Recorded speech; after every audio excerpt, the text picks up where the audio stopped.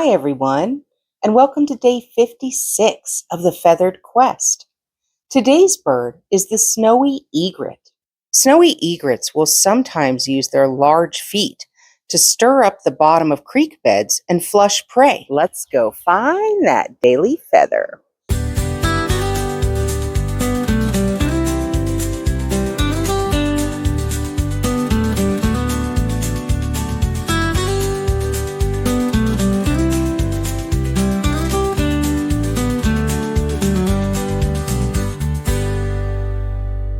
Thanks for coming along with me today, guys. Remember, you are loved and the world is full of wonder.